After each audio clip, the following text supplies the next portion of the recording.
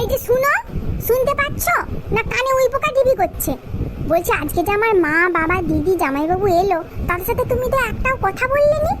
কেন গো তুমি এইরকম হরিয়ার মোড়ার মতন করো শুধু সব সময়?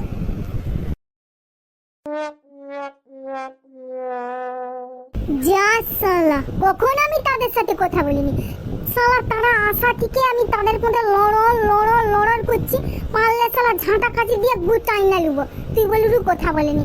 আচ্ছা তুই মুখে একটা কথা বল, তোর মা বুদা খেতে পছন্দ করে। আমি শালা সেই মিলন বাজার পানি গেছি বুদা খুঁজতে, শালা আমার পোঁত দিয়েই বুদা বেরিয়ে এলো, কালা কালা বুদা।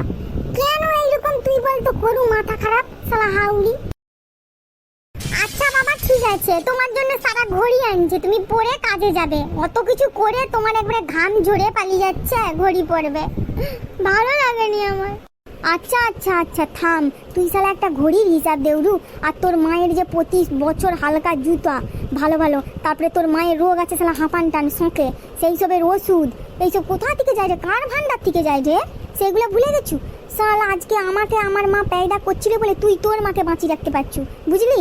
অথচ আমাকে এইরকম একটা ঘড়ির তোরে তুই আজকে শালা আমাকে কথা শোনাচ্ছু। লে দুনিয়া লে, এই তো দুনিয়া।